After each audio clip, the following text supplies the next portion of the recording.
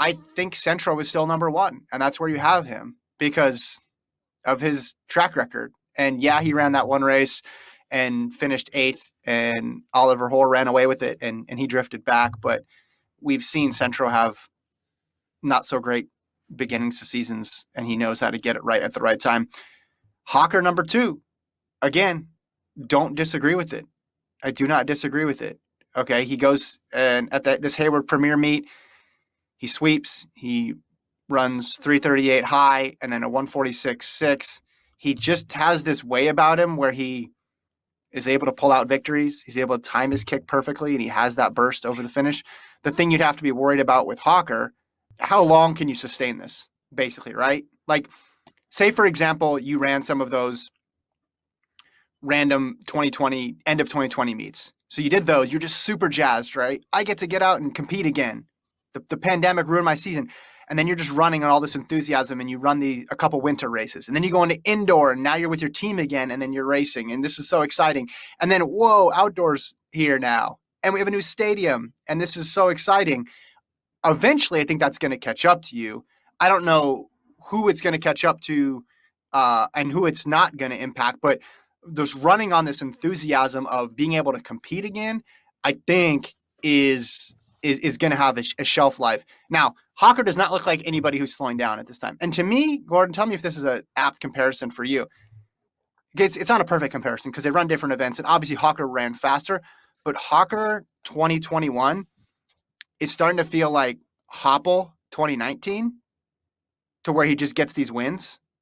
Like when I was watching that 800, that's what I thought. He ducked through on the inside and just was able to jet away. And his win streak isn't nearly as long as Hoppel's is, and he's running a different event. And obviously, he had the collegiate record, but he just finds ways to finish first over these past couple meets. That has really impressed me. So you have him there at 2, and then Engels at 3, Negusiev 4, Josh Thompson 5, Blankenship 6. I think after those 6, if you were having odds, it would drop off pretty precipitously there. I mean, you'd want, Grigorik's got a great PB, so you wouldn't count him out. But I think you could say that top 6, if you could bet on track, would be the 6 that would get the most action.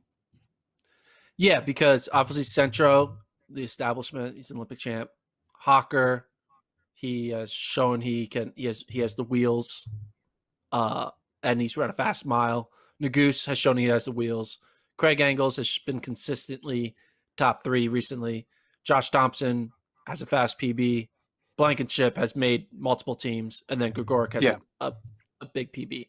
But the rest of like Henry Wynn, Sam Prakels, Chiatti, Isaac Yorks, Eric Avila, Trip Hurt, Colby Alexanders, those types. You're a 336 guy, basically, maybe 335, but you haven't really done something crazy to really earn a top 3 finish. I mean, look, I'm saying this now, and watch one of them will be making the team because it's the 1500 and anything happens. But like we said, the men's 1500. If you go in without the standard, this would be a good research project for you. If you go in without the standard, how often do you come away in the top 3? Because we always talk about that. Oh, this person's going to have to go. I remember in 2016 they were starting Twitter threads trying to figure out who was going to go fast to get the standard, and it's so much to manage in a race that's hard enough. So I think because if you are good enough to get the standard, if you're good enough to get the standard in a championship race, you would have gotten it by then.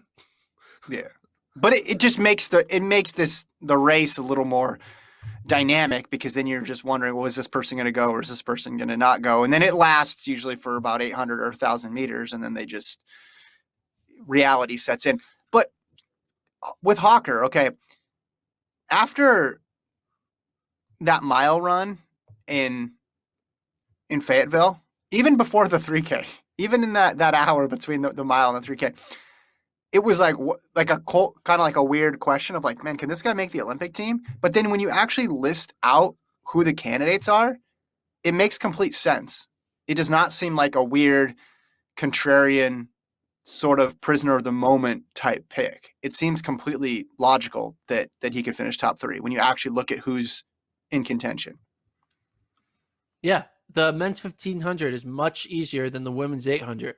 So therefore, Yeah. the superstar college kid running out of their mind, I think is more likely to see that success translate to an Olympic trials top 3 in this event because of the depth. I mean, hell, I think two college kids are going to be top 4. So Yeah. I mean, maybe we'll start seeing Nagus some will be fast interesting. 1500s down the road, and then things will change. But until then, Yeah. Women's side. Now, this is going to be obviously defined by who ends up running the 1500. The 5K comes first, but so you're not considering Schweizer, Schneider, Rowberry, obviously Coburn, Quigley in the steeple, and then Cranny. We think will run the longer stuff. So your rankings here, you have Houlihan, Purrier, Simpson, Hiltz, Osika, Grace, Sinclair Johnson, Corey McGee, Helen Schlachterhoffen, and then you have Danny Jones in 10th. My only thing that I found that I would have done differently is I probably would put Sinclair Johnson a bit higher.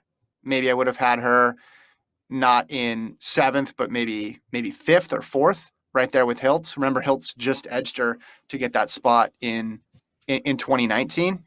But other than that, I think the top 3. I think the top 3 fits in some order. Obviously, I wouldn't be shocked if Jenny Simpson ends up ahead of Eleanor Purrier or vice versa. Shelby is the clear favorite here. Was this one difficult to do? well, no, because now that we know that Ellie Purrier is running the 15 over the 5K, it just it makes it the top 3 very. Wait, do we know that known. for sure? I mean, do we know that for sure? yes, Did she say that? We know that for sure. Oh, she did. When did she say that? Coach would tell me. Coach told me. I'm going to film a workout with her this week, so I found out. And you got to choose 15 or 5, and she's choosing the 15. And the coach said to me, because she has a better shot at medaling at Worlds in the 15 than she does in the 5K. So at the Olympics. So like, it's not about thinking of like because probably the best way to probably make a team is by going the 5K route, right? Yeah. You could argue that, but she's now in the mode of like, it's not about trying to make the Olympics. It's about what is the best path to getting an Olympic medal.